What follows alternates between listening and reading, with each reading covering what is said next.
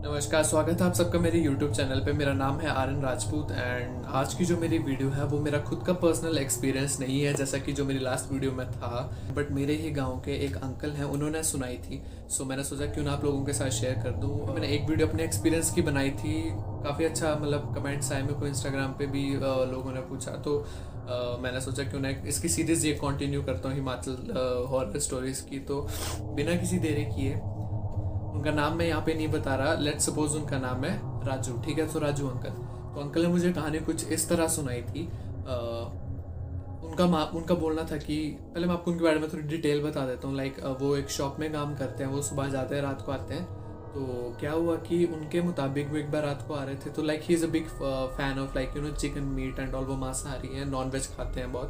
तो वो कहते हैं कि मैं एक बार चिकन लेके आ रहा था, और वो कच्चा रॉ मीट जिसको बोलते हैं, तो वो रॉ उसको लेके आ रहे थे कच्चे को। तो कहते हैं एक्चुअली ना, हमारा जो मेन रोड से हमारे घर को रास्ता है, इन हिमाचल जैसे बहुत पहाड़ी इलाका और ऐसे उतराई चढ़ाई एंड काफ़ी घना जंगल है सारा। तो उनके मुताबिक वो आ रहे थे रात को, suddenly in the middle of the road, जो हमारे घर का रास्ता है, क्योंकि बहुत घना जंगल है वहाँ पे। And some of the paranormal things used to happen earlier. अब मैंने तो कोई एक्सपीरियंस नहीं किया रिसेंट टाइम्स में, बट बहुत सारे जो हमारे गाँव के वो बोलते हैं कि होता था। होता होगा। तो उनका कहना है कि वो रास्ते से आ रहे थे, suddenly he felt that somebody is following him. उनको ऐसा लगा कि कोई उनका पीछा कर रहा है पीछे से। एंड पर वो चलते रहे बिकॉज ये सब नॉर्मल था उस टाइम पे, उनका कहना है। तो सबको आइडिया था कुछ ना कुछ इन चीज़ों के बारे में कि ये चीज़ें होती हैं, एग्जिस्ट करती हैं। सो कभी बाई चांस मिल जाए या वो बुलाए या आवाज़ डाले तो इग्नोर करो, सुनने की ज़रूरत नहीं है। तो उनका कहना है कि जब मैं आगे जा रहा था, पहले तो मुझे ऐसे फील हुआ कि कोई मेरे पीछे आ रहा है और मेरे साथ साथ चल रहा है। एंड सडनली झाड़ियों में बहुत तेज़ आवाज़ आई और मैं रुक गया। एंड भरी रात थी, कहते 11 साढ़े 11 बजे थे और बहुत अंधेरा था। कहते मैं रुक गया थोड़ी देर, फिर सब शांत हो गया। कहते मैं थोड़ा सा और आगे चला, पीछे से मेरे को मेरी आवाज़ सुनाई दी मेरे नाम की, राजू। बहुत लाउड थी और इतना इको था उस वॉइस में कि बहुत तेज गूंजी, राजू। कहते मैं डर गया बहुत बुरी तरह से कि इतनी रात को, और वो थी किसी आदमी की आवाज़ थी, औरत की नहीं थी। तो वो उनको पता था इन चीज़ों के बारे में, तो वो थोड़ा सा और चले। फिर उनको बहुत पीछे से ज़ोर से आवाज़ आई और इस टाइम उनके वो थोड़ी पास थी आवाज़। उन्होंने बोला राजू, सेम वही टोन, राजू करके आवाज़ आई। थर्ड टाइम भी उनको आवाज़ पड़ी पीछे से, और इस टाइम उसने बोला भूत, जो भी था वो एंटिटी, एनर्जी, जो कुछ बोलो, भूत, पिशाच, आई डोंट नो, जो भी आप सोचो। उसने उसको जब तीसरी बार आवाज़ डाली, ही सेड राजू। जब अंकल ने नहीं सुनी उसकी बात, तो उसने पीछे से बोला, राजू जो मीट तक खुआई या चखाई था जरा कर कदे है पहाड़ी में था। इसका हिंदी अनुवाद ये है कि उसने बोला कि तू अकेला अकेला मीट लेके कहाँ जा रहा है, ज़रा सा मेरे को तो चखा दे, ऐसा उस एंटिटी का कहना था।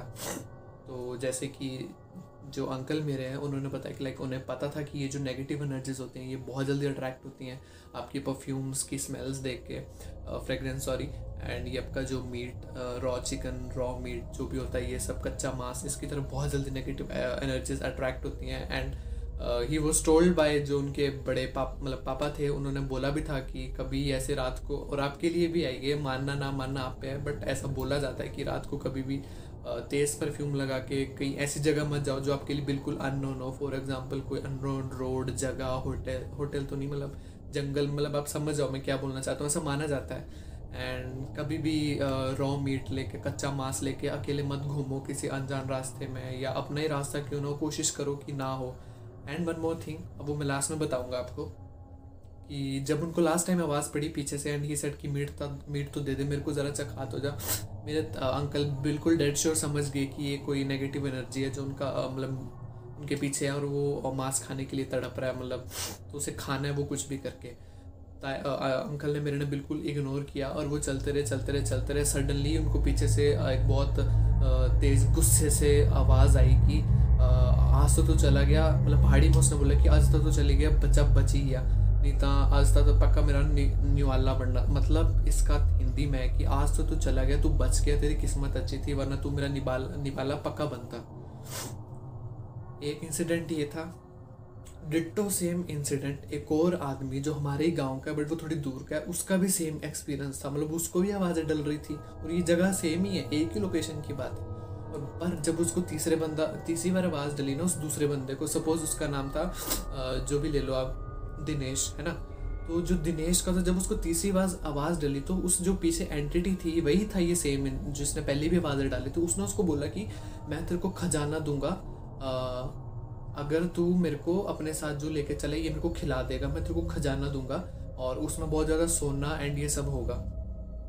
पता तो उसको भी था ये चीज़ें होती हैं, तो उसने इग्नोर किया।